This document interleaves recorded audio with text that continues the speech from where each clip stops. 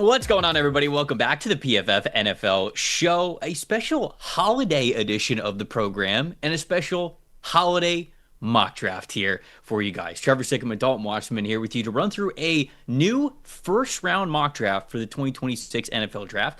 With the draft order pretty close to, it feels like, Dalton, we're solidifying where a lot of these teams are going to be. Maybe not the exact draft spots here, but we're getting a good idea of, okay, this is probably the range that some of these teams are picking. So we're going to run through a brand new first-round mock draft. How you feeling, my friend? After covering college football for an entire season, you better be primed and ready to go here. I'm not doing anything in this mock draft. I don't care what my title says as lead draft analyst. This is all you for this mock draft. I'm not going to say a word here. This is all you. How do you feel? I think the harder part is figuring out, more so than the talent in some of these players, figuring out the state of some of these teams and some of the big decisions they have to make, especially, as always, when it comes to the quarterback position. So I don't think reading the talent at the college level is the hard part. I really think it's about what these teams would do and where they feel the franchise is at, especially if you're talking about teams who are looking for new coaches as well.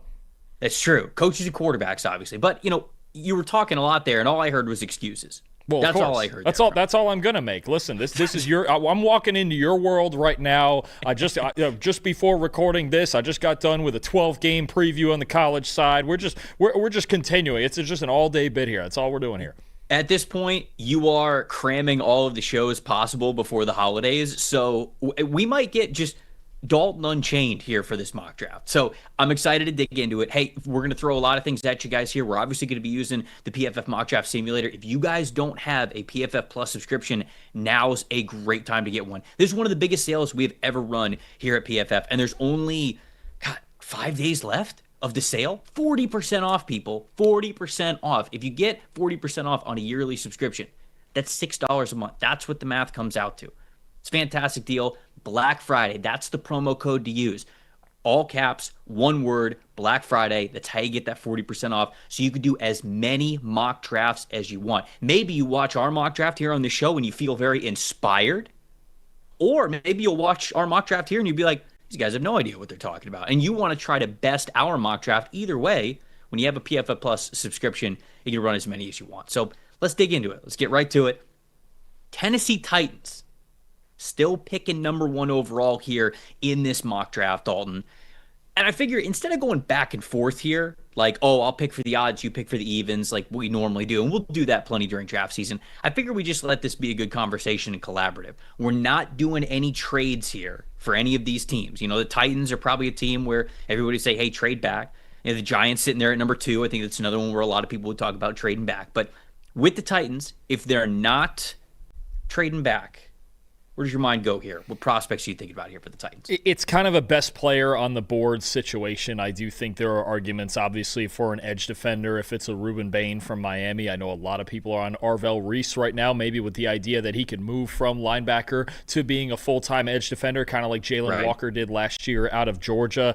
I think when you talk about maybe this team has needs at wide receiver, I know they've got a lot of young guys stepping up right now, but maybe a number 1 receiver if they felt like a Jordan Tyson or somebody like that was worthy of that pick. I think the most likely is probably, if they're not trading down on the defensive side of the ball, I would go with the number 1 guy we have on our board there, Ruben Bain, but I know a lot of people like the potential of an Arvell Reese possibly moving to the edge with this pass rush ability. Yeah, Arvell Reese is getting a lot of hype for potentially being a number 1 overall pick, and I do understand it. You brought up Jalen Walker, and I think it's a good name to bring up because Walker was sort of that off-ball, on-ball linebacker hybrid. I actually think that Reese is better as a pass rusher going into the NFL with sort of that similar, hybrid tag to him of already playing him off the ball, on the ball. I think that he's going to be an on-ball edge defender, pass rusher at the NFL level. He's got that 14% passer to win percentage, but he really doesn't devote all of his time to doing that. And to be honest, he doesn't always align in that edge spot. So I think he's worthy of consideration here at number 1 overall. But I do agree with you. I think that people watched Ruben Bain come out on fire this college football season, and then they kind of got bored of him. They were like, we talked about him 2 months ago. But he's a phenomenal football player. He can play so many different positions for you. He can rush from a stand-up position with his hand in the dirt. He can even reduce inside to a 4-eye technique if you want him in a 3-down format. I mean, he is. I think he's a stud. I think that we should pick him for Tennessee. Do you agree? I'm in on that. Yeah, and I think the ability for him to stop the run too, that's becoming more and more important for these edge rushers and getting bigger, trying to play in these hybrid nickel boxes and things that NFL teams are trying to do now. I think having an elite run stopper off the edge too is just as valuable as getting a really good pass rusher in Bain as well. He can do both at a high level. So I know that, Titans fans probably are like, we've got so many needs, let's trade down. But obviously we're not doing trade downs in this mock. So for not, I like Ruben Bain here at number 1. I'll start the conversation number 2 here with the Giants with Jordan Tyson, my wide receiver 1 right now, my highest ranked wide receiver that I have in this class.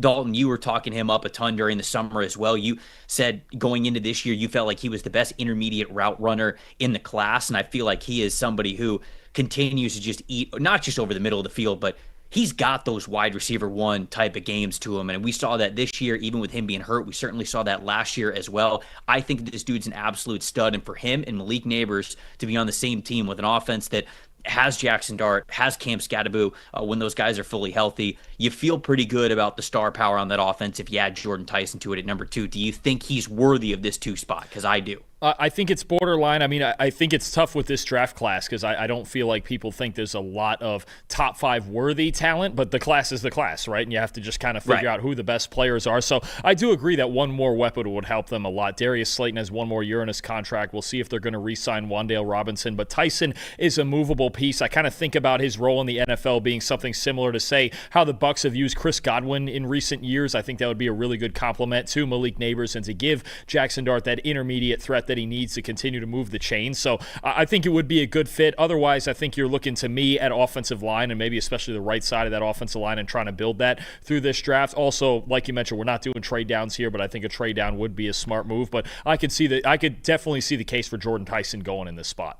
Yeah, you guys saw the grades there from Jordan Tyson. Really good grades versus man coverage. He had a very low drop percentage. I believe that was 1.7% drop percentage there. So, I mean, the dude's got very reliable hands, really good receiving grades against man coverage, which you want to see. I think that it's an interesting point that you bring up. They have Wan'Dale Robinson in free agency. They have Jermaine Illuminor in free agency. It's almost like, hey, whichever one they don't go with, right? If they don't bring back Illuminor, if they don't bring back Wan'Dale Robinson, I think they'll probably choose one of those 2 guys if I had to guess, and maybe they bring back both. But Spencer Fano, is that who you would think about here at number 2 for an offensive lineman? Because I'm okay if you want to go that direction here just because of maybe the premium position label, but what do you think? Yeah, I mean, I would probably go with Fano. I think you have something of a scheme debate with whoever the new coach would be coming in, because I think if you're getting more downhill in the gap schemes, although Utah has used more gap schemes this year, last year they were mainly an outside zone team, and Fano can definitely run those schemes with a high level of expertise, but they've gotten into more down blocking and getting him downhill in the second level. So he's probably the most versatile of them at this point with what I've seen him do under Jason Beck, the offensive coordinator this year at Utah. If I was going that route, then yeah, I'd probably go with him over Francis Mauanua, who I think is more of a gap scheme kind of right tackle, albeit a really good player in his own right. I think in this class you can get impact wide receivers later, and I don't think that's the case with tackles. So I'm okay with taking tackle here at number 2 for the Giants. Let's go with Spencer Fano to kind of switch it up here, giving him to the Giants at number 2 overall. 3 is the New Orleans Saints. Obviously, we've got 3 quarterbacks here that we're debating that are still on the board pretty highly in Fernando Mendoza, Ty Simpson, Dante Moore. Those guys I think are going to get top 10 conversations. We'll probably get them off the board pretty quickly. But the question, Dalton, is do you think that we get him off the board here at number 3 for the Saints, even though they drafted Tyler Shuck in the 2nd round last year?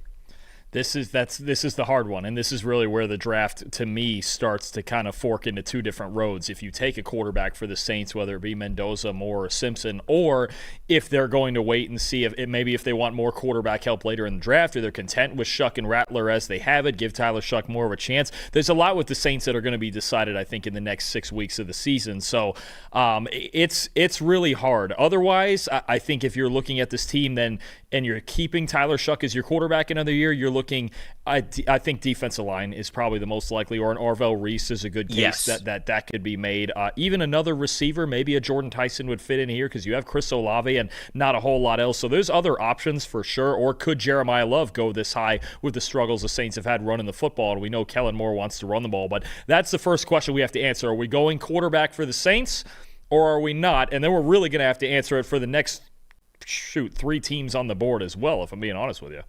I think we should take Arvell Reese here I don't know if teams are going to on the majority sort of force quarterback this upcoming offseason. And I just don't feel like the Saints are going to be one of them. We can have that debate with the next couple of teams that are coming up. But I actually think that getting Arvell Reese on one side and then Chase Young, who's playing decently well on the other, I think gives you a pretty good younger pass rush duo that you get to build around. And I think they need that kind of a player, especially with Demario Davis getting older. Obviously, Cam Jordan there with him getting older. And they're lacking those impact players on the defensive front. So let's go Arvell Reese here for the New Orleans Saints at number 3 overall, which I believe puts your New York Jets now on the clock here at number 4 with all 3 quarterbacks available. But you and I have had this conversation before, not exactly forcing a quarterback if you don't have to in this class, especially with as many first-round picks as they have over the next 2 years. What do you think with the board falling this way with all the quarterbacks here? It's, again, the quarterback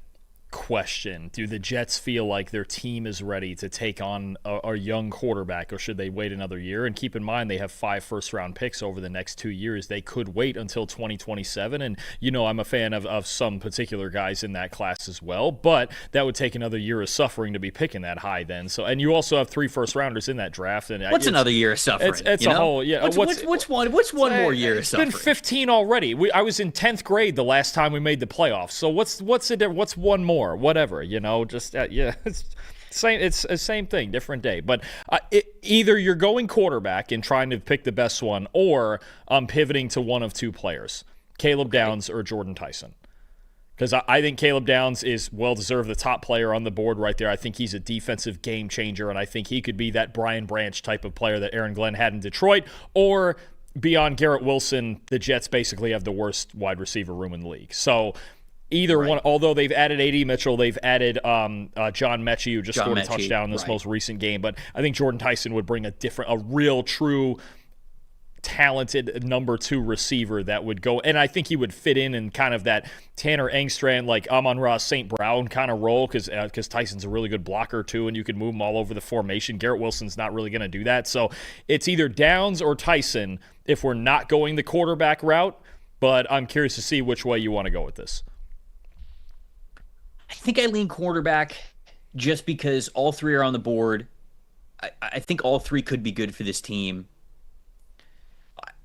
The allure of 2027 is obviously great, but we also kind of just did that song and dance a little bit this year, and we've seen how flat this quarterback class has sort of fallen outside of these top 3 guys who I do think are good. Now, I think the only one who's guaranteed to be in this class is even Mendoza. Like, I don't think it's guaranteed that Ty Simpson's in this class. I don't think it's a guarantee that Dante Moore is in this class. And so if it's a one-man race with Mendoza, I think that'll make things very, very interesting when it comes to April. But let's go with Tyson. Let's see what the mock draft looks like with them going Tyson, with them getting a stud wide receiver, going a veteran quarterback route. And if they don't love any of these guys, if they love one of them, then obviously they're going to be the pick. But if they don't love any of these guys, you don't have to. You don't have to do it. You can get a veteran. You can play it out next year. Obviously, they have Justin Fields under contract next year, although I don't think that he's playing just because he has not been good. But let's go with Jordan Tyson at number 4. You feel good about that? Yeah, I'm in on that. I think you bring in a guy who can really fit in that offense. And again, a lot of the versatility and the blocking, the inside-out versatility that Jordan Tyson has, I think it is a really good fit. And then you free up Garrett Wilson to really play around on the outside and just get his free releases outside there. I don't mind that. I think it's a really good fit for this offense and the intermediate type of route runner that Tanner Engstrand really needs to make this thing go. Mm-hmm. Okay, let's take Tyson. Let's take Jordan Tyson. And then that'll put the Las Vegas Raiders up at number 5. Look, they're another team that's very interesting because they've got Geno Smith under contract for next year. They can move on from him, but it costs a decent amount in dead cap for them to be able to do so. Obviously, nobody's trading for Geno Smith. I think it's easy to look at Geno's contract numbers and say to yourself, he's going to be the starting quarterback next year. Like, I just think that that's going to be the case. However, Dalton, if he leads the league in turnover-worthy plays this year, how can you go into next year and feel good about that? And it's somebody who really likes Geno Smith. I liked the move for them to trade for him and bring him in. I felt like it was going to allow the Raiders to really hit the ground running, and it absolutely hasn't. Now, we'll see what their offense is like now post-Chip Kelly. Maybe it's a little bit different. Maybe it looks a little bit better.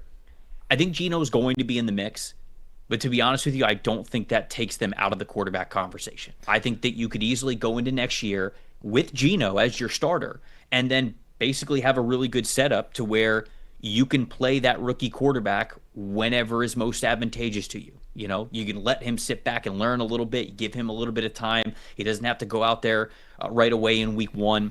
So I think we're taking one of these three quarterbacks, and I'll leave it up to you to pick which one that's going to be. So as far as that situation goes, I actually think if they're inclined to draft a rookie quarterback, we're going to know early because Geno Smith, so regardless if you cut him, he's going to cost you $18.5 million on the cap, which honestly for a quarterback budget is not actually that much. It's not too bad. Right. If they still have him on the third day of the league year in March, that another $8 million gets added on. It's $26.5. So they're going to have to make this decision early, and we're going to know whether or not they're drafting a quarterback, maybe depending on their draft slot and what teams in front of them, like the Jets and Saints do.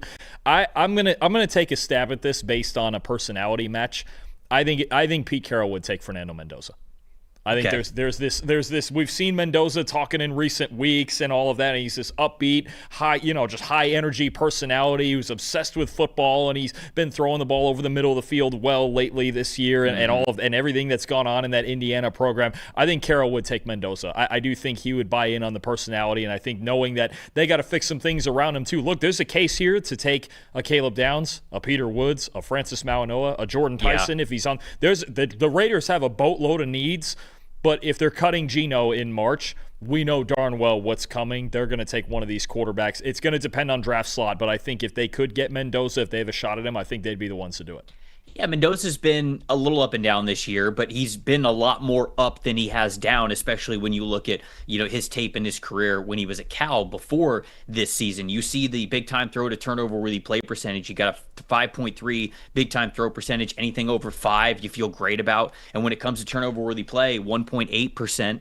Anything under 2% you feel great about. So those numbers have absolutely gone in the right direction, especially after last year when he had more turnover-worthy plays than big-time throws. He's got an NFL-type arm to him. He's ascending. He's getting better. Obviously very comfortable with that Indiana team. So let's go Fernando Mendoza here. I gave you the opportunity to pick one of these three, and I do agree with you. I think that he could be a good fit for Pete Carroll if Pete is still there. Of course, because of how bad this year's going with the Raiders. Let's take Mendoza, and then that brings the Cleveland Browns now on the clock here at number 6. Obviously, it's a situation where Ty Simpson's on the board, Dante Moore is on the board, but we're sitting here with Shedeur coming off of his first win for the Cleveland Browns. We've got a whole back half of the season to sort of sort out that quarterback situation, but as of right now, I feel like I wouldn't go quarterback just for the sake of we're still kind of figuring out with the two guys they drafted last year if they feel like they have the right guy for the job. But what do you think about this current Cleveland situation right now? I think we have to look at the Browns in the context of them having 2 first-round picks here. And my goal in either case, and it depends which order you want to go in, would be I need to take the highest offensive lineman on the board at some point, and I need to take the highest wide receiver on the board at some point. Now, the order can be debated to no end, and depending who's on the board, but those are the 2 things I have to come out of with in this first round is a wide receiver and an offensive lineman. Whether you're going to put up a tackle, guard, don't care. This is the worst offensive line in the league. It's the worst receiving core in the league. We got to fix those 2 things in a hurry before we can get a quarterback in there. I do agree with you, and so I love Mekhi Lemon. I think he'd be perfect for this team. I think he'd be wide receiver 1 for this team. But I do wonder if an offensive lineman is a better investment here, even with Lemon being much higher on the board, just because the offensive line needs so much work. I mean, Joel Bitonio and Wyatt Teller are both free agents. Basically, the only guy that they have on their team going into next year is Jack Conklin, who's gone through injury. He's been up and down himself. I think Ethan Posick is also a free agent. Like, people are free agents on this offensive line, or it's just not as good as it's previously been. So I think I would actually lean Francis Mauigoa here. What do you think between him and Lemon? I have no issue with that, and I think it goes back to your argument a bit, too, of the wide receiver depth being better than the tackle depth. You could get multiple wide receivers probably on day 2 in this class and feel pretty good about what you have. I'm with you. There's only a few premier tackles in this class. It's not the best tackle class we've ever seen. I'm with you. The scarcity of it makes me go offensive line first. I'm in agreement with this. Yeah, he's got some rock solid grades this year. He really does.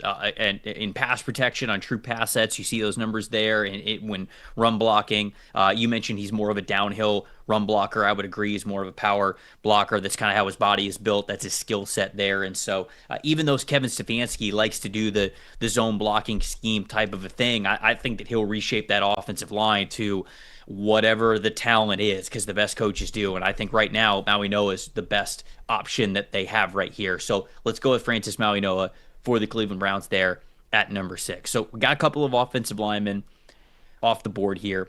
Now Washington's up at 7. I mean, Caleb Downs would be excellent for this team. Do you think Jermon McCoy would be too. I mean, Jermon McCoy would be CB1 on this team. I think that a lot of people forget just how good Jermon McCoy is. Obviously, he hasn't played this year because he tore the ACL in last January. Dude, he is so legit. Recently, I went back to watch some of his tape in 2024 just to remind myself, like, was I too high on this guy versus the rest of the class? Because Mansour Delane from LSU is playing well. Brandon Cisse from South Carolina, Avion Terrell from Clemson. Like, there's some decent corners in this class. I went back and watched how Jermon McCoy faced off against Alabama and specifically against Ryan Williams. And I was like, nope, this is the guy. this is CB1 in this class. He's got the size. He's got the explosiveness. He's got the strength to him as a run defender as well. So I think it's, in my opinion, one of those two guys. I'd go Caleb Downs or I'd go Jermon McCoy. What do you think here? I would go Caleb Downs. I know we kind of went with the first 6 here based heavily on need. There's a board. The board is part of it too. It really based heavily on need. I think this is a case where Washington needs everything they can get on defense, whether it's off the edge, in the secondary, maybe even looking for an eventual replacement for Bobby Wagner at linebacker. But Caleb Downs, best player on the board. I think it's well deserved that he's the second ranked player on your board right there. I think you just have to do this guy. To me, he's a game changer. The football IQ is off the charts. Coverage, run defense. He's a terrific tackler. I know some people, aren't going to have him in that category with Derwin James or Kyle Hamilton because he doesn't have quite the frame that those guys have. But he's unbelievably physical. He's unbelievably heady. I think you could still argue he's the best defensive player in college football. Game changer for Dan Quinn's defense. I would take Caleb Downs. I would agree. I think that I would lean Downs here as well, just for the BPA talent. And look, if you don't want to compare him to Derwin James or Kyle Hamilton because he doesn't have the same frame, you can compare him to Antoine Winfield Jr., and that's pretty close, right? The versatility that this guy has, everything that he could do. And this is very high praise. I know that we're talking about very high level comps here from Caleb Downs, but that's how we view a player like this. And to be honest, you can get corners really, I think, any year. I don't think Caleb Downs comes around very often. So getting him and Dan Quinn's defense, I think, would be huge. So let's go Caleb Downs here for Washington at number 7. I think the Bengals are up at number 8, if I remember correctly. Yes, the Cincinnati Bengals at number 8. One of our producers, Eli, I think would end the stream early if we did not pick Peter Woods for the Cincinnati Bengals. I know that they have gone defensive line in the last handful of drafts, but they still need impact players at that position. And for as much as Clemson is struggling, Peter Woods is still, he's got alien potential for what he could do and how he can get off the ball, how he can rush the passer, how strong the hands are, how fast the hands are, how well he can hold up and run defense. It just hasn't been a good year overall for Clemson, but I think this guy's a massive difference maker. What do you think about him when you watch Clemson this year and him for the Bengals in the top 10 here? No, first and foremost, he would change your run defense immediately. He's one of those defensive tackles who's just so strong. And you look at Clemson, even now, the one thing that they don't give up a whole lot of yards between the tackles. If you're going to run on Clemson, you got to run on the edges or you got to get out in space. I think Peter Woods for 3 years has shown he's an elite defensive tackle prospect. And yeah, I think it is a really good fit here. Look, the Bengals, anything that makes their defense better right now, the worst defense in football, is a plus. And I think Peter Woods would be a really good pick there to help that interior. And then if you want to figure out more solutions at linebacker or off the edge later on in the draft, you can certainly do that too. All right, so the stream gets to continue. Good. Glad we came to agreement here. Glad the stream can continue. I think Peter Woods really is the pick there for the Bengals. Like you said, they need help at a lot of different spots on defense, but this guy feels like the best player available type of guy. And you might be able to get like a pass rusher a little bit later, linebacker help, depending on how much you want to continue to invest in the young guys that you're playing this year. Clearly, they're taking their lumps as rookies, but you might still believe that the best is yet to come for that duo. Certainly hope so for that defense. They've got some talent in the secondary, although they've been a little banged up, but I think it does all start up front. So let's take Peter Woods here for the Bengals. The Cardinals, I believe, are up next here. Yeah, at number 9. So the Cardinals. This is hard.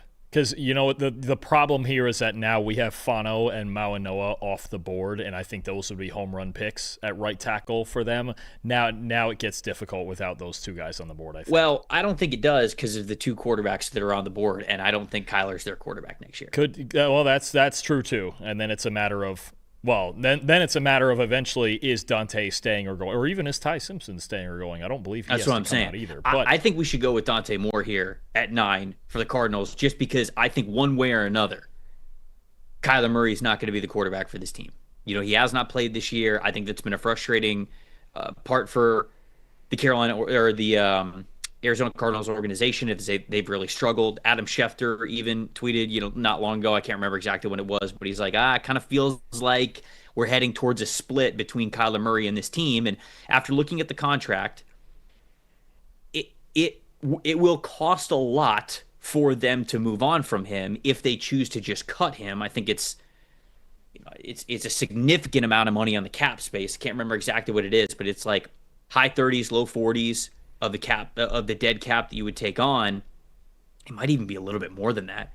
But the thing is that the Cardinals have the room to do it. So it doesn't totally break the back of whatever free agency plans that they have, because they also, Dalton, have the most players currently under contract for 2026. They have 51 players under contract for 2026. So they don't have to make a lot of additions. They made a lot of additions last offseason. So they've got the space and they've got the ability to move on from Kyler Murray, whether it's a trade, which of course they would prefer, or if nobody wants to take on Kyler's contract, because that's the tricky part of what would be a trade here, they could just cut him, live with the dead money, and then say, hey, we're going to eat it all this year because we have the space to do it. And then next year, obviously, he'll just be off the books entirely. And if they have the opportunity to draft a guy like Dante Moore here at number 9, I think that they would feel excellent about doing that. So I think that we should go Dante Moore here at 9. I think you made a pretty good argument. The only other one I would say, I guess if they're going to keep Kyler for any reason or use a veteran solution, is just maybe a Jeremiah Love. James Conner coming off the big injury, 30 years old and all that. You want to reset the run game, you could do it with that guy. But I'm with you. I think you made a really good argument there that Dante Moore should be the guy. If we're making assumptions that Kyler Murray won't be the quarterback, then they're going to be finding a new one. And if Dante's on the board, I think it's a good call. Just so accurate, man. You saw some of the numbers there from above 80% adjusted completion percentage for the season. Really high big-time throw rate, 6.7 big-time throw rate there for him. You see the great numbers. The deep passing grade through the roof. It's above 95, which is crazy. I mean, he's been excellent this season. He really has. So let's go with Dante Moore for the Cardinals, which brings us to the final team that we have here in the top 10. It's the Miami Dolphins.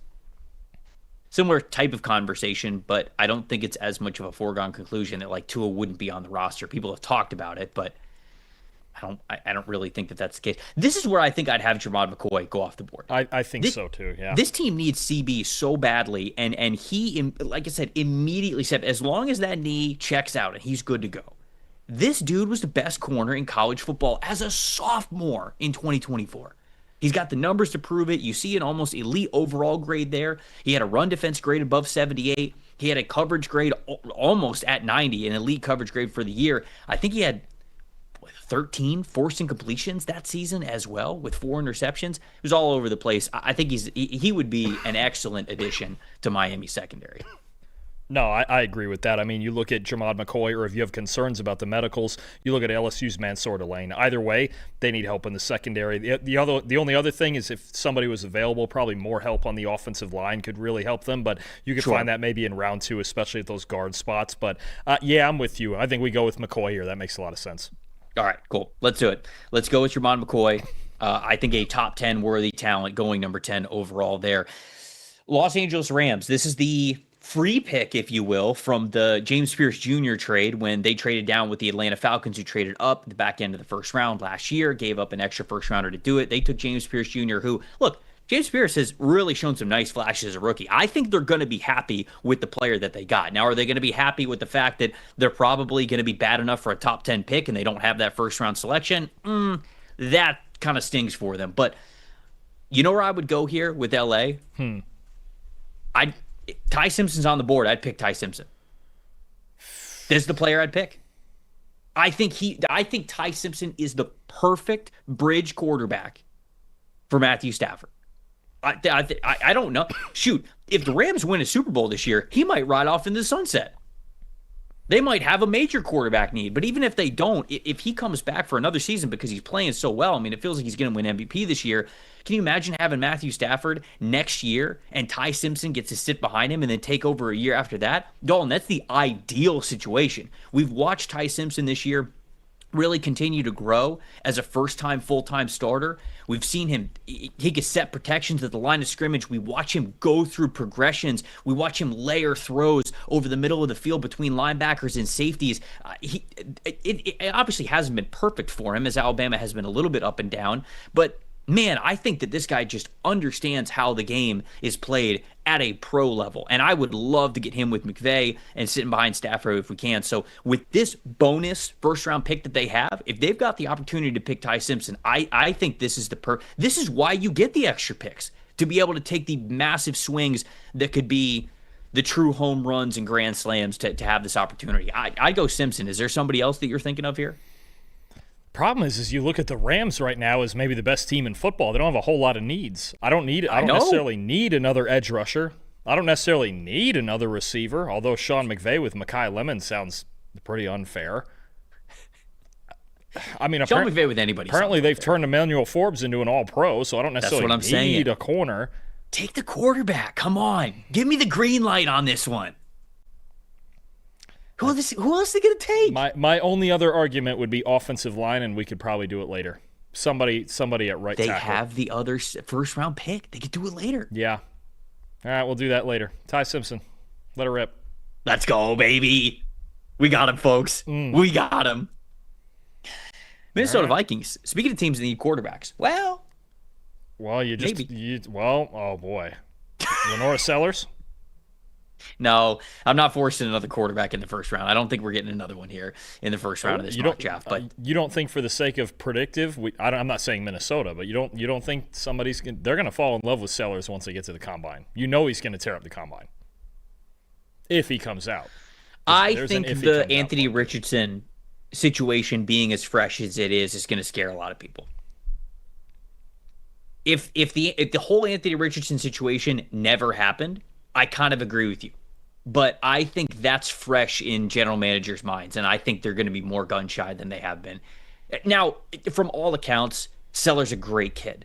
Like, it seems like everybody just speaks the world of him. So perhaps he gets on the whiteboard, he gets in the meetings, they love who he is as a dude, they think the work ethic is through the roof, and maybe they overlook it anyways, because he's got a long way to go. I know he's got all the tools that you could want from the quarterback position, but that pocket management has not gotten better this season. That Texas A&M game was a brutal one for him down the stretch when he was sort of back against the wall, had to have a drive to get them into field goal range. I mean, that was as bad of a last drive as you could possibly have. And great arm talent cannot overcome bad pocket presence. It just can't at the pro level. And that's what would really worry me about him. But I hear what you're saying. He is an uber talented quarterback, and maybe we'll get him in later in this first round. But I'm not considering him at number 11. I'm really not. I think that I'm leaning Jeremiah Love here. Unless there's somebody like Delane or somebody in the secondary you like, I think I would go. Then if you're keeping J.J. McCarthy, you want to believe in it, you want to ride it another year.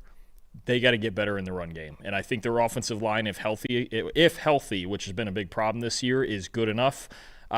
Aaron Jones a little bit older. Jordan Mason really is more of a number 2 type of rotational type guy. I think you could change the nature of this backfield with Jeremiah Love at this point. Just the athleticism, the home run speed, when he bounces to the outside, he's just absolutely gone. They've got to fix this run game and get it back to what it used to look like. I'm in on Jeremiah Love here to Minnesota. I think it is a good fit.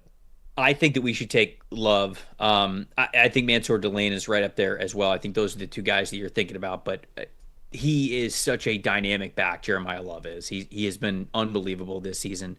And I think, look, for as much as JJ is struggling, and truly he has not been good. He's been dead last in the NFL in a lot of categories. there's logical reason to believe the reason why he's struggling is because he just has not had the reps yet. Like you see, he's a tick late on everything. And because he's a tick late on everything, the fundamentals fail because he's trying to put extra juice on his passes. And if the game slows down for him a little bit, a lot of that stuff gets better. So I do actually think that the most likely plan for Minnesota is to have JJ as part of their equation next season, but also go get a veteran that they feel like they could start and feel good with. So I don't think that they're going to take a quarterback yet. I don't think we're at that point of the conversation. So I'd go Jeremiah Love here. Let's take him, which puts the Dallas Cowboys up at number 13. Man, defense was rough for this team early on, and now it's getting a lot better. Now, they could still take another outside corner if they want. I think that that could help. Obviously, if Caleb Downs is still on the board, I'd think about that there as well. But they got Quinnen now. They got Kenny Clark. Osa's playing well. Ezraku's playing well. I guess they could go with another big-time edge rusher if they wanted, like David Bailey being here. I like that. Cassius Howell. I like those two options potentially for him. I think if I was going line's playing better. I think if I was going edge for them, though, I would lean in on the run defense and go Keldrick Falk.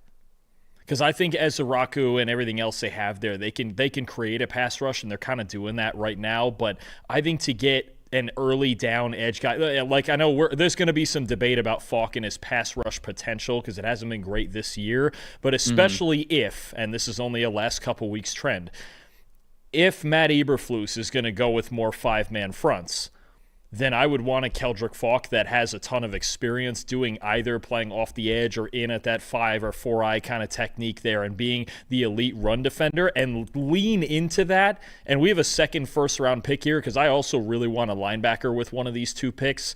We could do that with the second pick, whether it's a Sonny Styles or C.J. Allen or somebody like that. I think for what this team needs, because if you had Falk on one side and Ezraku on the other and then a kind of a rotation of you can get more speed rushers all the time, even later in the draft.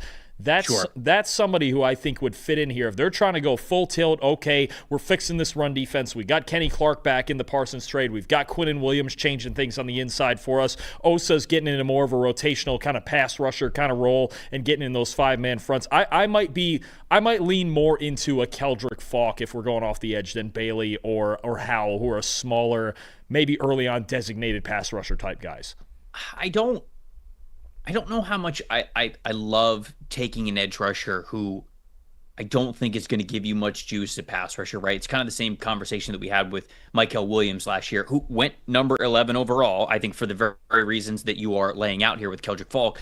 I saw him more of like a late first, early second round pick type of a player, but I don't think your argument is incorrect. And I think the Cowboys actually have things set up pretty well to where maybe you could take Falk and just try to buy into what the pass rush potential could be with him, knowing that you could get some help and it's more of the sum of their parts kind of a thing than necessarily individual pass rush winners. I'll give you this one, though. I think a lot of people think that Falk is very talented. We talked about his top 10 overall pick. Obviously, if he's in the same conversation like Mykel Williams went just outside the top 10 last year. So we could take Falk here for Dallas. I'm good with that. Let's draft him there.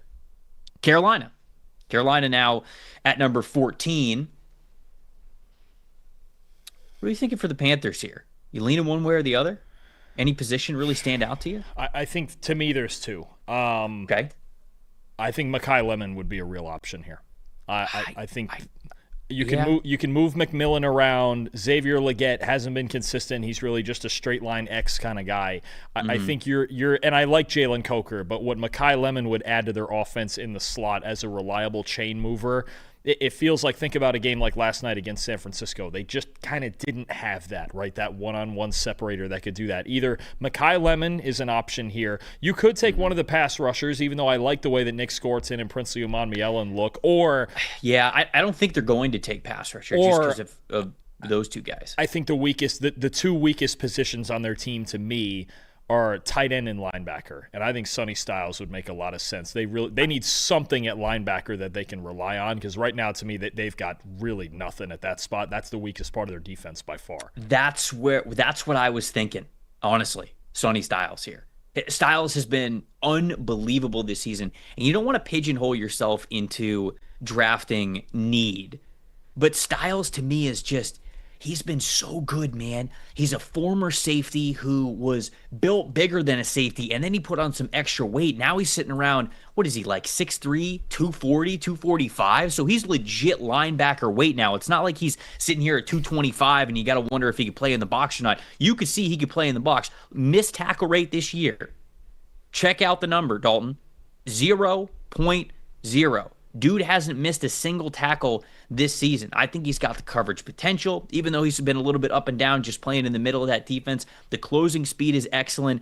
I feel like he's got an Edgerrin Cooper type of feel to him. He really does. And I think that he's got a little bit more muscle on him than Edgerrin Cooper does. So I like this pick here for Carolina. I think people sometimes roll their eyes at a linebacker in the first round, especially in the top 15, top 20, but to me, he's one of the best defensive players in this class. So I like this pick here. If you're going to sign off on it, I'll take it as well. I'm in. You know what they say, Trev. It's always sunny in Carolina. You know, I saw what you were going for there. Nailed it. And I appreciate the creativity. Nailed it. I appreciate the creativity. I wish there was a world where we could get him to the Eagles, but there's not because they have Zach Bond and Jihad Campbell. And Nakobe Dean. It's always sunny in Philadelphia. Really could have hit. The merch really could have hit. Well, maybe It's Always Sunny in Carolina could actually hit too. So let's take Sonny Styles here for the future merch, the future t-shirts of him being their starting linebacker. Chiefs, we don't have the obvious Jeremiah Love. He's not on the board anymore. We took him for the Minnesota Vikings. You know, if they lose Leo Chanel in free agency, you maybe think about somebody who could help out the run defense there for them. They've got George Karlaftis. Do they feel good about pass rusher on the other side of him? I think a David Bailey or one of the edge rushers makes sense. Also, because I think we know what's coming here. Would Andy Reid mess around and take Kenyon Sadiq? Yeah, that's the other one I didn't want you to bring up because it's a cheat code. But I actually do think that if this team looks at Kenyon Sadiq, I think he's a Chief. I think he's going to be a Kansas City Chief. I really do. It's too easy. I could see it. I mean, there's a lot of options, right? I mean, you've got the edge rushers that usually they're leaning, except for Trent McDuffie, they're usually leaning on defensive backs more later in the draft. So I don't think we're going that route here. I think you go edge rusher because they really kind of missed on Felix Anudike-Uzomah, or Kenyon Sadiq just falls right in line there, and he's the next weapon there for the next 10 years. Yeah, I think just talent ceiling, and knowing how customizable and versatile this offense is with how it utilizes tight ends. Obviously, Travis Kelce and everything that he's been for that offense over the years, and him losing a little bit of a step of athleticism. They have Jared Wiley. They have Noah Gray, but do those guys keep you from drafting a Kenyon Sadiq?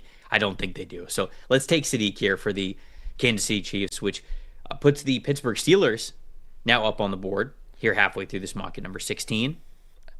What do you think for the Steelers? I mean, Mekhi Lemon's on the board here for the Steelers, if we want to think about that. They haven't been great in coverage, though. Like, do we think that they draft a Mansour Delane? What do you think? No, I think the easy pick to make here is Mekhi Lemon. It's exactly what they need on off. They need a separator, and that's what he is. The problem is, what's the quarterback situation? Well, again, I don't think of a quarterback worthy of this situation.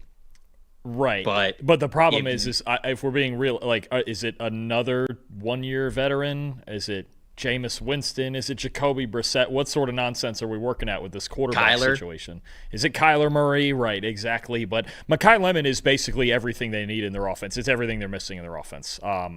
Unless you were to – the only other thing I would say is if you were to jump ship on a Broderick Jones and then take a Caden Proctor.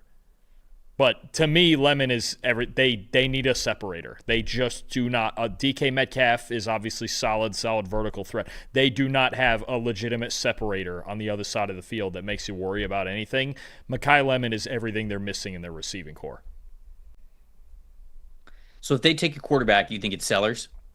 At this point, yeah, I think he's the next most likely one to go in the first round, because when I look at this group, Nussmeier, I don't think is going first round. Maeva, Mateer, Levitt's going to transfer. He's not even going to come out. I don't think Mateer's coming out either at this point. I would agree. You're not taking Brendan Sorsby 16th overall. Aller, Beck. I mean, Maava it is really the only other one that you consider, in my opinion. And even then, I'm not taking him 16th. Maybe I got to watch him even more in detail. I've obviously seen him a lot the last couple of years, but Sellers is the guy that if the scouts at least were going to pick somebody, it would be him. But yeah, this Steelers quarterback situation in this spot with too many wins to get into the top 10 there, it's kind of a problem all of a sudden, assuming Aaron Rodgers retires. And even if he doesn't, still kind of need a long-term one. I'm going to say they go a veteran option somewhere instead of picking whoever, QB 4 or 5 in this class would be. I think it depends on where the Pittsburgh Steelers finish to gauge how aggressive they're going to be for a quarterback in the draft. But I think we should pick Mekhi Lemon here. Deal. I think we should pick Mekhi Lemon. I'm in. Let's do it. My boy. The Houston Texans, number 17. Offensive line's playing better, Dalton. Playing better down the stretch here. Team could be on a hot streak. Could be picking a lot later in the draft than this. We'll see. Number 1 defense in the NFL. Stud edge rushers, decent enough defensive interior. Linebacker level's playing well. Great corners on the outside in Kamari Lassiter and Derek Stingley Jr. Caleb Bullock's playing fantastic on the back end as the free safety, a ball hawking dude, putting him in the same situation he was at USC where he had so much success there. Could use a running back, but Jeremiah Love's not here anymore. They're good at wide receiver. I think it kind of just comes down to offensive line. Do we think there's an offensive lineman that you would take here at number 17? What do you think? I think we getting Proctor off the board. What are we doing? It's either to me, your two choices here are either Caden Proctor or a defensive tackle. That's the two spots I would go. I think Proctor, with a lot of the downhill running that Nick Caley wants to do in this offense, I think it would make a lot of sense to go Caden Proctor because for as much as their O-line has been playing better late, and the only funky part is Ariante Ursary at left tackle has been pretty solid, actually, especially the last month and a half or so. So where do you put Proctor might be a question, but this team still needs to just accumulate talent. They're playing Trent Brown at right tackle right now, so we know size is not an issue. I think Proctor would make a lot of sense. You could figure out the configuration of him and Ursary later, or I know there's part of you that believes Proctor might be a guard. Whatever works. I think he's the most talented offensive lineman left. If you're not going this route, then we'll take a defensive tackle. Yeah, struggle. You can see the grades there. Struggled a little bit early. Struggled against Florida State. Struggled against Wisconsin, but had a good showing against Georgia, Vanderbilt, Tennessee. Once they got into the SEC schedule, he really started to play up to his potential. So let's take Caden Proctor here. He could be a tackle for you. I think that he'd be a great guard if not, and I think he's kind of built more like a guard. You could hide his limitations and I think maximize his strengths and his size, quite literally his strengths, more as an interior player. So let's get Caden Proctor on this team and kind of figure it out later because I don't love that strategy with every team. I do like it here in this situation for the Texans because, like you said, they just need more offensive line talent. So also, we'll go Caden Proctor. Also solves your running back need. Also solves their running back need. You are correct. They will have their goal line back. There's no doubt about it. The 1-2 combination of Woody Marks and Caden Proctor. It's legendary stuff. Detroit Lions sitting here at number 18.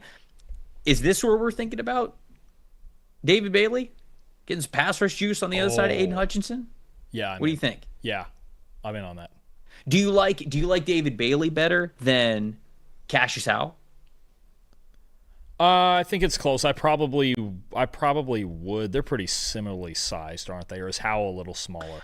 I think Howell can play with his hand in the dirt, and I think he can be more of an even front 5 technique edge. Although his arm length is going to be an issue for teams. Like if I can't remember how much of a stickler Brad Holmes might be for certain thresholds, but any team that has arm length thresholds for edge rushers or just trench players overall, like Howell is not going to be on their board.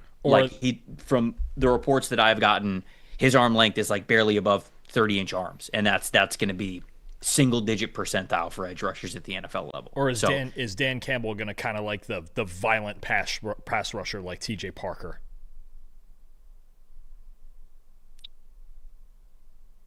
I think he could. I just noticed that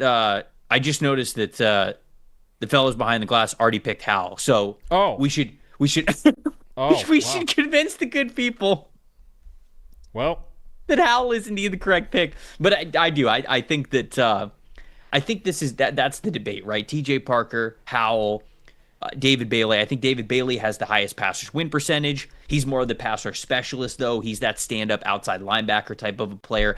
I don't think that the Lions are going to be as in on David Bailey as a first-round pick, but could be wrong there. We'll see.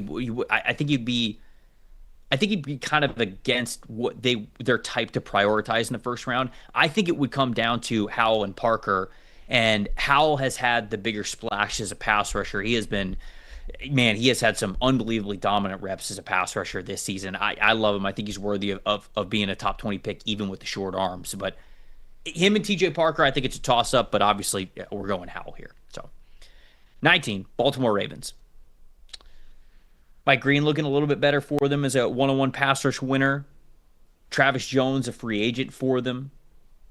Defense was struggling early on, but now they're starting to hit their groove a little bit here. I think you could still make the David Bailey argument here.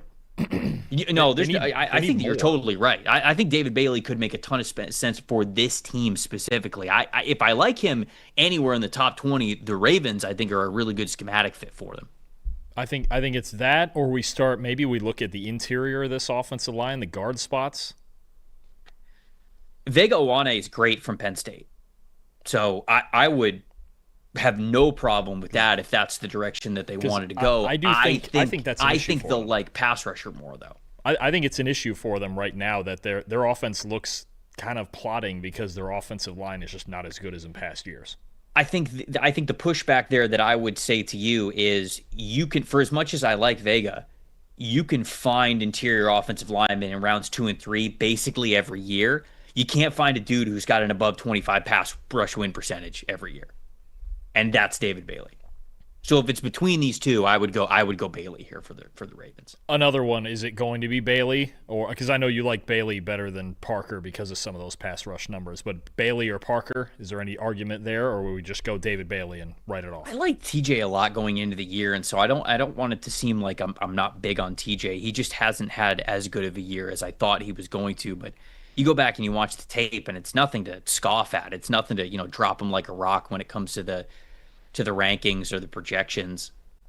I think it could be either of those guys, but I just wonder if they look at Bailey and his body of work over the last 2 years at Stanford and now at Texas Tech, and the dude's just basically been unblockable. And to be honest with you, Dalton, he probably has the best twitch of any pass rusher in this class. And I think if you're gravitating towards rare traits, that's the one that stands out a lot for him.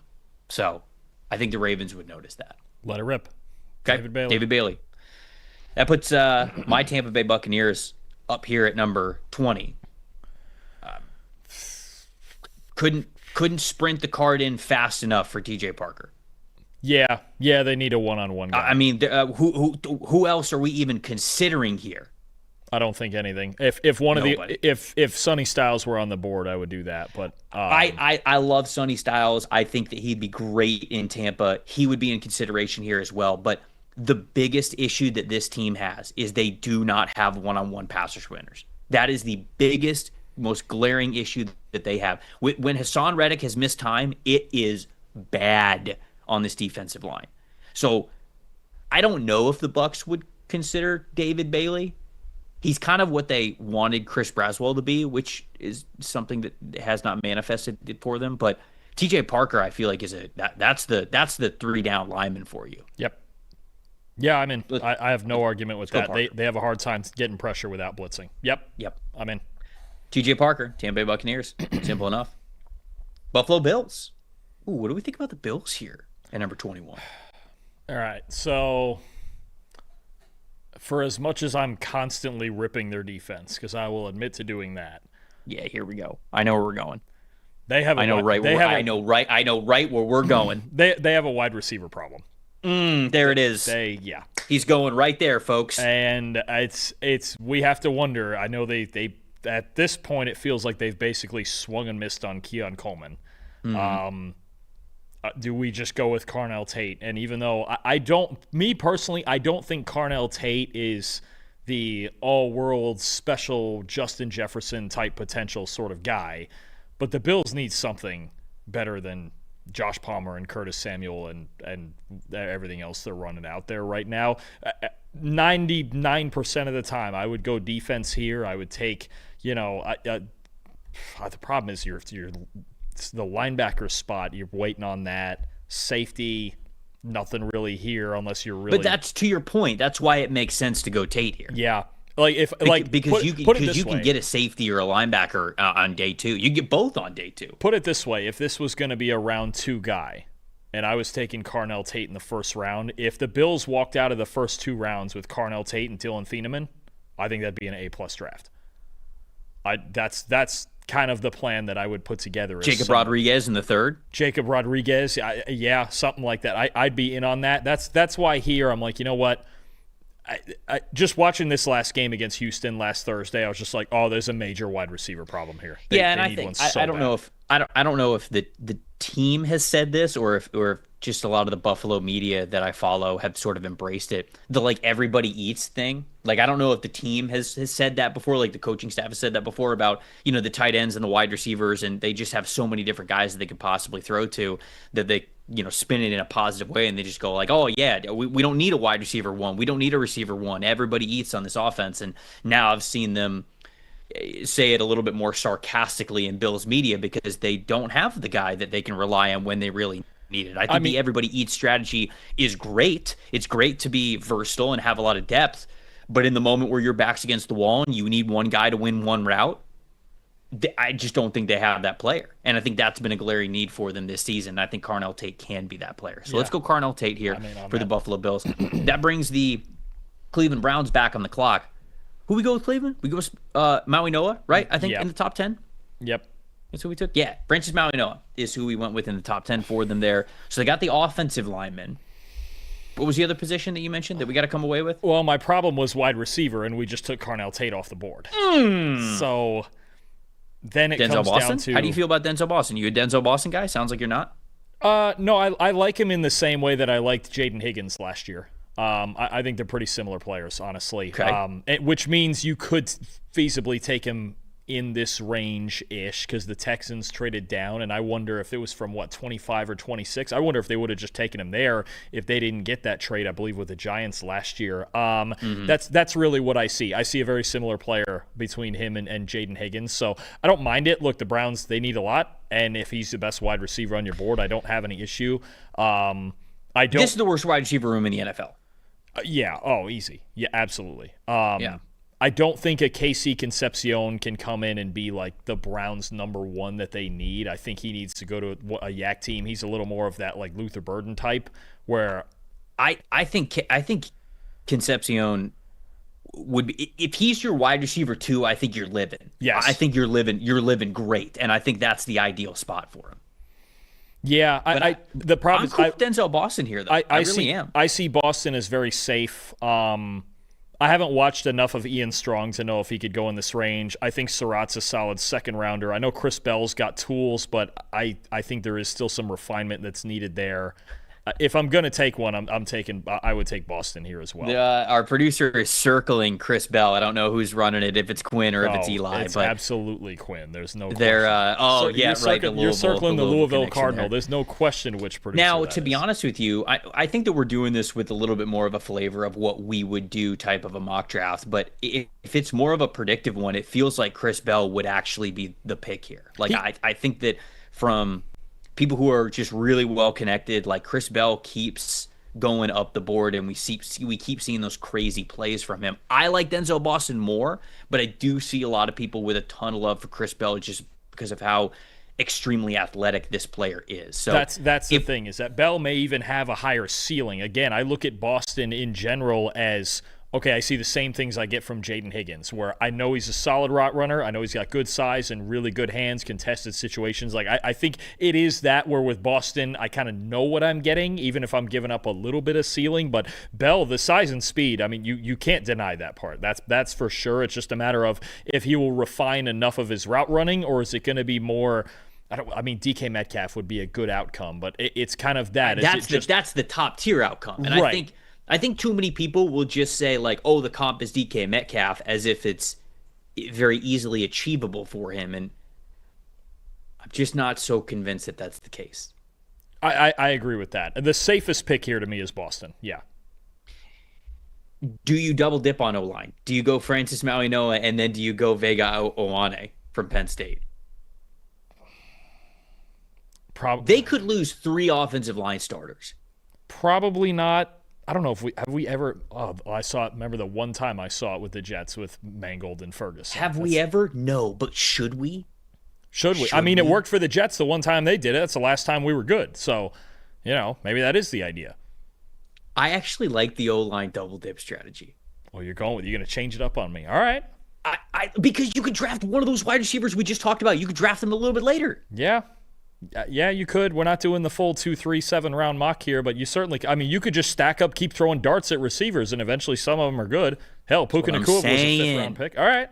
You want Ione? You want to just build this whole thing in the trenches, make sure Shedeur is protected? I'm in on it.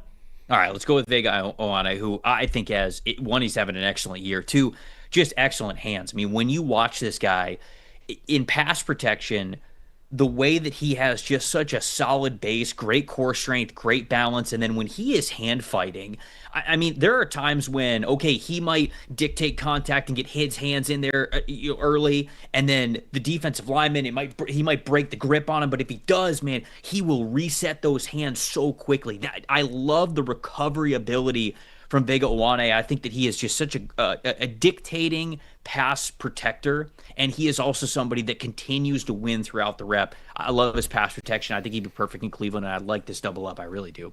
San Francisco 49ers at number 23. I have an idea. Oh, I have an idea. It's always dangerous when you've got an idea, but let's hear it. Trust me, I have an idea. All right. You know Bob Saleh very well. I do, but that's not my idea. Okay, all right. What is it? We've heard a lot about all this Brandon Ayuk noise and that he could be out of there, right? Okay, yeah. And we know sometimes with Kyle Shanahan's type out there. I know they have Jawan Jennings and they have Ricky Pearsall, and that's great. They can move all over the place. But what's the one thing you really think about with Kyle Shanahan receivers? They're good. Well, sure, but yards after catch. Yeah, they're If there's any team, I think intermediate and then yards after catch. Yeah. If there's any team that I would mess around and take KC Concepcion in the first round, it'd be this one. Ooh. They're missing that right now. They're missing the prime Debo yards after catch factor. They're missing that. This guy gives it to them. I'm in. I don't hate it. Because I think they're trying to do too much of that with McCaffrey right now. Yes, and McCaffrey, I mean, the workload is crazy, and he's not getting any young. He's still great, but he's not getting any younger. The only counter I have is there a pass rusher that you like better? Because we have talked for weeks about the fact that this team, without Bryce Huff, without Nick Bosa, they just don't have anyone that can win in that regard. Right. Do you like Michael Williams enough? Michael Williams is hurt too, so you would get him back, but he's also already kind of playing that John Franklin Myers role where it's kind of like inside outside. I do like Romello Height a lot from Texas Tech. Not LT Overton. You can't take him to San Fran. It doesn't fit. No. R. Mason. I'll be real. R. Mason Thomas is Robert Saleh's kind of guy. If you were looking for, hey, he took Will McDonald, so he would take another similar player, R. Mason Thomas is probably your wide 9, undersized edge rusher. And I assume they're going to probably keep Bryce Huff after this year for the way that he's playing for them when he's been healthy. But if you were taking a Robert Saleh type pass rusher, it's probably R. Mason Thomas. But I would really stump hard for Concepcion with the fit, and they're missing that yards after catch guy in this. They are. Right, I don't hate it. I think we could go Concepcion here. I would go R. Mason Thomas. I could see that. That feels like if you were making a Robert Saleh pick, it would be that wide 9. Move Michael inside. Maybe Bryce Huff stays. Maybe he goes. Bosa recovering. All of that. Just put him out there and wind. It's like a wind-up toy. Just let him go on third down, and that's that. All right, let's take him here at 23. Cowboys up at number 24. Who we take for the Cowboys? We took Keldrick Falk. We did. Okay, I think to me, slam dunk, top player on the board right there. I'll just take him. Let it rip. Oh, Mansour Lane. Yeah, I'm in. Yeah, because who do they have starting at outside corner now? It's Kalen Carson. They just cut Trayvon Diggs when he's healthy. It's who? Trayvon Diggs when he's healthy. Oh, right. Yeah, they got Diggs. Right. And because they've moved Bland inside. Bland's been playing inside. I would run the card in here. Oh, run the card in. Okay, well, I'm not going to stand in the way of you. I mean, run the card in. They don't need a whole lot on offense. And the only other thing I think about is if we want to reach slightly further down because I think like a CJ Allen would be an outstanding fit. That would be my next pick. If I'm going full tilt, fix this darn run defense, and it's in progress already, and I've already gone Falk, and we're just going to commit to it, then CJ Allen would probably be my guy. I think they love DeMarvion Overshown, though. And if he finishes the rest of the season fully healthy, I'm not convinced that they go linebacker early, even with two first-round picks. But they've got, they're sitting with Logan Wilson and some other veteran guys. No, I hear you. I'm just saying with these two first-round picks, I don't think they'll do it. I actually think Allen and Overshown would be a perfect pairing together. I think you have I don't Overshown disagree with side, you, yeah. but if it's like, if all things are equal, I think you take the talented outside corner. But if they're totally cool with just having Trayvon Diggs and DaRon Bland, because they just signed Bland, I don't know what Diggs' contract situation is. But like, if the expectation is that those two guys are going to be your two starting corners, then maybe you do go with CJ Allen. I will let you decide. I think there's a chance that Diggs because could be on initially you said you were running the card in for Mansour Delane. And now I think you're trying to convince me to pick CJ Allen. Not a convince. So I'll let you pick. If I was going elsewhere, you're probably actually. I think you make a good point on the premium position part of it because there are a few linebackers. Like if they ended up in the second round with Torian York, I wouldn't cry about it at all. I think it'd be a great pick. You shouldn't. Torian York's a great football player. Let's do it. Let's go with the best corner left on the board. Go with Delane. I'm in on all right, Mansour Delane it is. The Chargers, 25. Who's the best offensive lineman left? Oh, geez, you already took Ione. If there's any guy that they needed, it's that. Oh. Kill him. Can you get my boy Dunker and put him at guard? Because I think he's a guard. I like Dunker better on like a Shanahan-style team. That's fair. I don't like him here. Edge rusher? We're going 1 year at a time on... Oh, what about Caden McDonald? Caden McDonald would be a house in the middle for him. We talked about, But I think they like Caldwell. I think they need help off the edge more. This might be the Romello Heights spot too, because they're searching for edge help. They're trading for Odafe Owe, Khalil Mack's 1 year at a time. Thule's been solid, but I don't think he's gained. I could see a Romello Height here. I don't know, man. This feels. Can we see tackles and guards? This almost feels. If Ione was on the board, I'd run it in. I'd be in on that. I don't love Dunker as a fit with. I'm sure he's just a big, mean, nasty football player anyway. But are you reaching down there for Connor Lew off an ACL? Well, I think Emmanuel Pregnon's been really good this year. I don't. Some people are talking about him in the first round. I'm not there yet with him. You pulling the Skoronski with Tiernan, or is he a tackle? No, I don't think you can. I don't think you can do the Skoronski thing because Tiernan's got short arms, but he's also like 6'7". So you can't do. I don't think you can do the Skoronski. If you're going to do anything, I think Austin Sareveld from Ohio State plays tackle for them, but he could play guard at the NFL level. Some people might see him as a guard because he might lack the arm length, but I think he's a really good player. I would pick I'd be tempted. Dunker or Sareveld. I think more likely Sareveld. I don't think Dunker is a good system fit. And I have another place that I think we should get Dunker to in a bit. Okay. Let's take Austin Sareveld then. They just need offensive linemen. I want to see what the mock looks like with them taking offensive linemen because I think that they just absolutely have to do it. So the Bears are up now at, what is this, 26? Yep. 26 here for the Chicago Bears. What are we thinking for Chicago? They need a pass rusher as well. Wouldn't hate Romello Height here. Wouldn't even hate a defensive Caden McDonald here. I wouldn't hate that.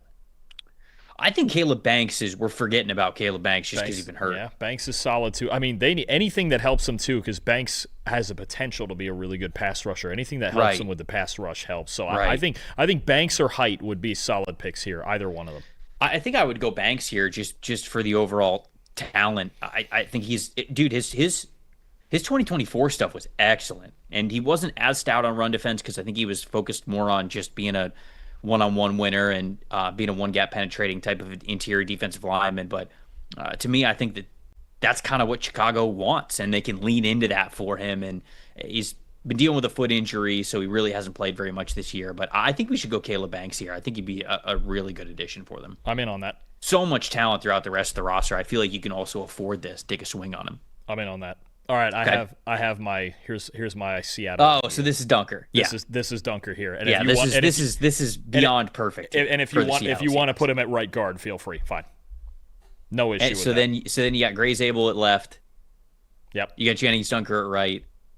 And you still have Cross and Lucas and center. You're still kind of figuring out, but we could either do that or maybe they like Sundell or Oluwatimi enough. But this is the spot where I'd go, okay, fine, put Dunker at right guard, let him go. It's the same system. There would be no transition. He would be, at least as a run blocker, he would be outstanding, I think, right away. And I think that you guys see some of the grades on the screen. Obviously, he hasn't had the best year in terms of overall grades, but it's also because Dunker is playing at offensive tackle for Iowa, and I don't think that he's an offensive tackle in the NFL. I've always been really high on him as a guard specifically, but you see the zone blocking grades and how good those are versus the gap and power grades that he has there. And so this is an excellent system fit. I think it's a really good call out by you. I'm totally cool with this. I think that Jennings Dunker could be a first round caliber type of guard in the right system, and this is absolutely the right system. So Zabel 1 year and then Dunker the next. To me, this is perfect. I love this for him.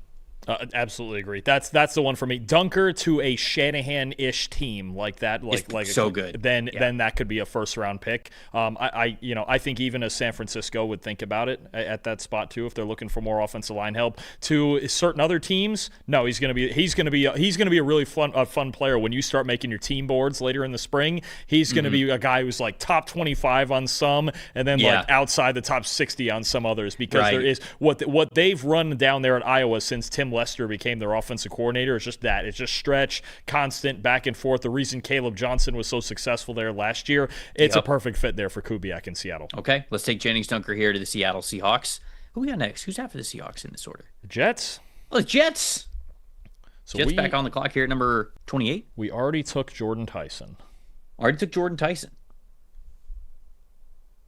Is this the Caden McDonald spot? No Quinn anymore. I feel like they're kind of stopgapping that. I mean, maybe Harrison Phillips, Joanne Briggs. I don't know if they would spend a first-round pick. Unless Aaron Glenn's got the same mentality as Dan Campbell. It's just take big, tough dudes. When you put it like that, it doesn't sound so bad. No, I mean, it's a good strategy. It is. We got two mottos around here drafting. Take good football players and take big, tough dudes. That's it. I think those are synonymous. Sometimes. And this is a weird one. You could go that route. I don't think Avion Sorrell would be a bad pick either. I think him and Cisse, you would think about here, obviously, with Sauce and DJ Reed, from free agency, no longer on the team. I'm looking at man coverage grades real quick. The problem is neither one is great, and they run a lot of man coverage. I think Cisse can play man, though. I don't really think that with Avion Terrell. I think he's his own corner. I think he is just a savvy dude who wins with his IQ, wins with his anticipation. Cisse struggled against Texas A&M. You see the low grade that's there. He's just a true junior. If he's in this class, he to me has the movement skills, the twitch, the agility, the overall long speed. Like I've watched the man coverage reps from him, and even though it's not quite consistent for him, I think he's got the ability to mirror wide receivers out of their releases, stick with them in the hip pocket when he's going up vertically with them. So I think the potential is there for Cisse. I really do. I also think linebacker is an option. Another team where I would consider a C.J. Allen. I think Quincy Williams is going to be gone after this year.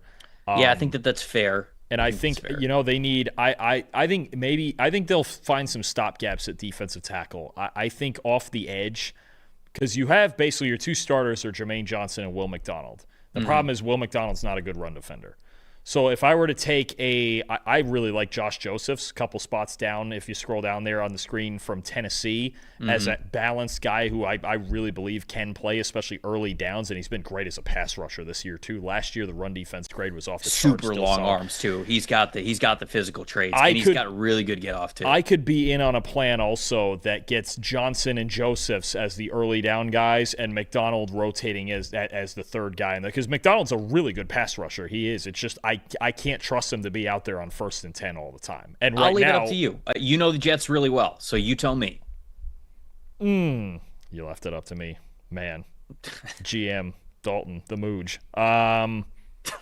Screw it. I had the idea. Give me Josh Josephs. Let's do it. Okay. All right. Getting Josh. I didn't know if we'd get Josh Josephs here in this first round, but he's a solid player. I've liked him since summer scouting and pretty high. I've had him consistently as a top 50 player, so I've had him in this conversation for sure. Philadelphia Eagles, here at number 29. Eagles. Avion. Oh, man. To be honest with you, they could be a Brandon Cisse team. Oh yeah, it could too, because South Carolina has a lot of zone coverage at South Carolina too. Either one. Do you feel so do you feel like Terrell's a nickel? Like for sure because of the size, or can he play outside? Because I've got DeJean I could do either. No, I think he can play outside. I think that we could talk about him here, but how he drafts guys who are very physically gifted. And like Cisse is more physically gifted than Terrell is. I think Cisse would be the pick if we're taking a corner. Or Colton Hood, honestly. Like, I think that those two guys are probably in the conversation there. Hood's a little bit of a one-year wonder right now. So, with a position that is as volatile and inconsistent as cornerback just generally is, do you feel good about that? Maybe you don't. But I would be comfortable with Cisse if we wanted to go with him. Is there anybody else that you would think about as a pick? If I'm being honest, and what they need and how I would revamp their offense a little bit, it's a spot where I would consider taking Concepcion, but they're just not going to use him the right way, so I can't really do that. Because that, to me, that's also a guy that they're missing, is somebody who can just do anything after the catch. But I agree. I don't think they're taking a wide receiver, though. Well, right. And if they were going to, that's the guy. I said this when Luther Burden was an option last year. I go, if I was the Eagles, I would draft Luther Burden, sure. But they're just not. They're not going to do that, so I'm not going to bother with it. I think we should take one of these corners. I think it's the thing that Philly would do, and I think it makes the most sense. I don't have an issue with any of them. If you think Cisse is the best fit, I have no problem with that. Yeah, let's take Cisse here.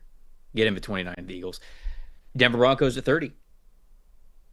Man, what are the Broncos' needs here? Not defensive line. Not defensive line. They could use another corner.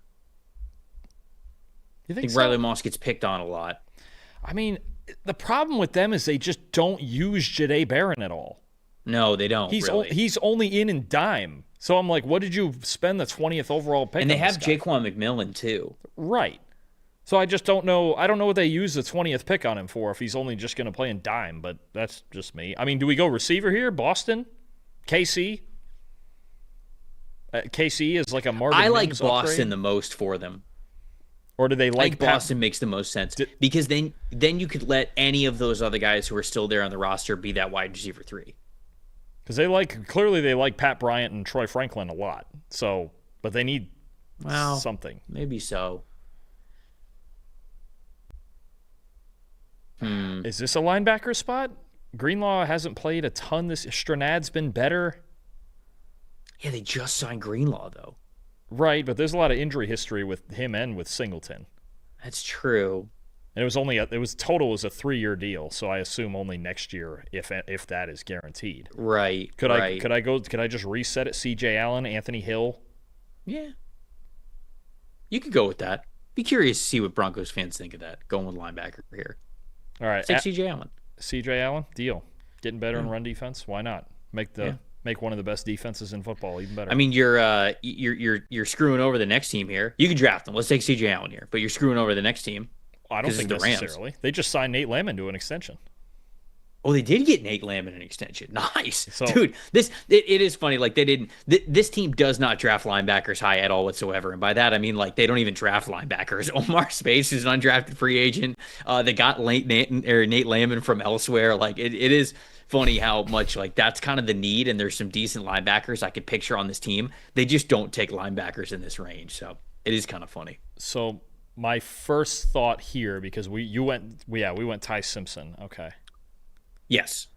My first thought here is to take one of these tackles, whether it's Lomu or Tiernan or someone, and just then move him over to the right side. I'd take Lomu. I wouldn't think twice about it. Lomu's my easy pick here for the Rams. If the Rams are able to come away with Ty Simpson and Caleb Lomu in this draft in the first round, like that's an unbelievable job by the Rams. I'm in. Rob Havenstein's getting a little bit older. Let's take Caleb Lomu here, and then the last pick we got the New England Patriots up at number 32. How about that? Patriots were picking Drake May 2 years ago. Now they're sitting here at number 32 in a mock draft order. I think I'm still missing. I know they've got some guys who've been producing. Landry's been okay. Caleb on Chason. I think this might be my Romello Height spot. Get him off the board here. I kind of want a real deal edge rusher on that team. And he's been so good this year. He's just been so good. Now, he's a sixth-year senior who's kind of like a very late breakout guy, so you have to think about that. But, man, if you just try to emulate what Texas A&M or Texas Tech is doing with him, you see the high pass rush win percentage above 20%. The pass rush grade's an elite grade against true pass sets. I mean, he's just, even if he's a streamlined pass rusher, you feel pretty good about that and what he could be for your team. So if you believe, because he's a little bit lighter on the scale, so if you believe that he can hold up in the NFL at his current weight and he doesn't get bullied too much, it's hard to not like what he's bringing to the table with as deep of a pass rush bag as he has, the flexibility he has, the bend that he has. I think he's a great finesse rusher. So I'm totally cool with getting him off the board. I think I'm looking at all the defensive linemen on my end here. He is by far the best pass rusher left, interior or off the edge, left on the board. But I don't even. Totally. There are a boatload of run stoppers after this. Even Caden McDonald there on the inside. There's a ton of run stoppers. I think he's by far the best pass rusher left. If I'm going that, I think I'm in on that. I'm good with Romello Height. The only other one is if you thought there was a safety maybe to reach for, but probably not. Halsey, Thieneman, Ramsey, somebody like that. But I love Halsey, but they're I don't know if they take him back into round one. I'd consider him because I think he's that good. But let's take Romello Height here. Round it out. Yep. Get a pass rusher here. End of round one. Positional value, folks. There we go. Full first round 2026 mock draft, up and down, all 32 picks there. Appreciate everybody watching. This is a lot of fun. It was fun to actually collab this year, Dalton. I know that we normally were like, oh, odds, evens, and like I said, we'll get back to that structure and we'll do that plenty during the offseason. But this is a lot of fun, man. Getting to collaborate here for all the picks. Trev, it's never too early for a mock draft. The draft season, draft season. You don't got to tell me, brother. Draft season for a lot of teams is right now. It's already started. And trust me, as a New York Jets fan, you know I believe in that. I'm already on the 27 draft. Are you kidding me? I'm doing 2 drafts at once already. I've read the texts. I've heard the conversations. You are even ahead of me when it comes to the draft game for 2027. But we still have a 2026 class that we've got to analyze. Obviously, we're just getting into the thick of that right now. Again, guys, if you don't have a PFF Plus subscription, you guys can run as many mock drafts as you want if you go get one, and you can get 40% off. It's one of our biggest sales ever. It's only around for a couple more days. Black Friday, that's the promo code to get you 40% off. Make sure you go get one, and you take advantage of one of the biggest sales that we have ever had. For everybody behind the glass producing the show, for Dalton Wasserman, I'm Trevor Sikkema saying thank you guys so much for watching another episode of the PFF NFL show. We'll see you guys later this week.